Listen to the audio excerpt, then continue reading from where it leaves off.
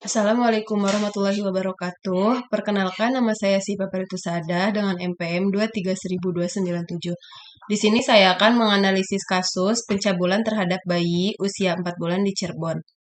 Kasus tersebut termasuk ke dalam kasus tindak pidana karena pelaku melakukan penculikan dan pencabulan terhadap bayi yang berusia 4 bulan.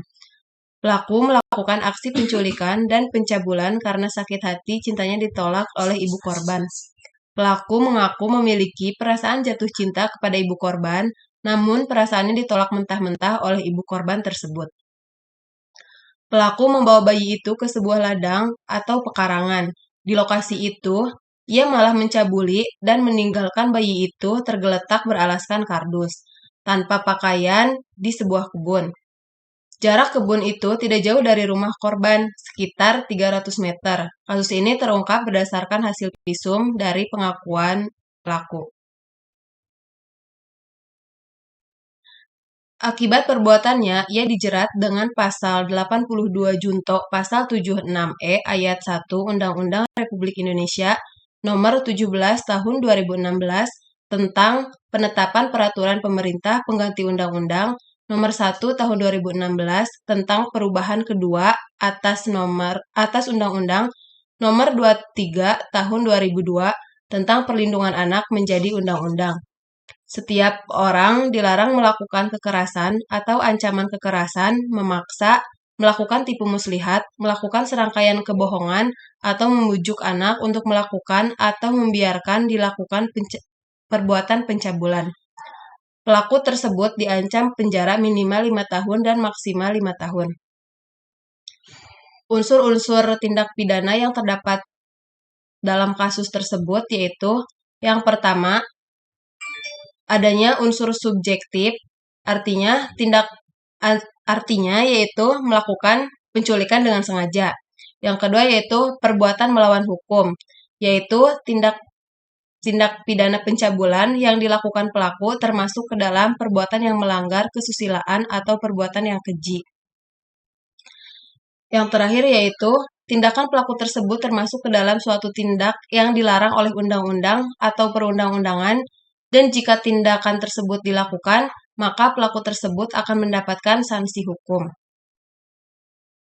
Selanjutnya yaitu faktor-faktor pemicu terjadinya kasus pencabulan terhadap bayi. Yang pertama yaitu adanya kesempatan.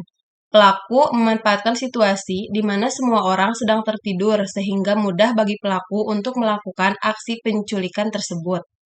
Yang kedua yaitu dendam. Pelaku mengatakan melakukan karena dendam. Yang ketiga, kondisi ekonomi. Kondisi ekonomi juga menjadi faktor penting yang memotivasi pelaku melakukan penculikan. Yang terakhir yaitu pengawasan yang lemah. Pengawasan orang tua dan orang dewasa yang lemah menjadi salah satu penyebab anak mudah terjadi korban penculikan. Yang selanjutnya yaitu asas-asas dalam kasus pencabulan terhadap bayi. Yang pertama yaitu asas locus delicti. Asas locus delicti adalah tempat dilakukannya tindak pidana. Dalam kasus ini, terjadinya peristiwa kasus tersebut yaitu di sebuah kebun Kabupaten Cirebon, Jawa Barat. Yang selanjutnya yaitu asas tempus delicti. Asas tempus delicti adalah waktu terjadinya suatu tindak pidana. Dalam kasus ini, tempat terjadinya kasus tindak pidana pada hari Kamis 23 November tahun 2023 dini hari sekitar pukul 03.00 waktu Indonesia Barat. Yang pertama yaitu aturan yang dilanggar. Yang pertama yaitu penculikan.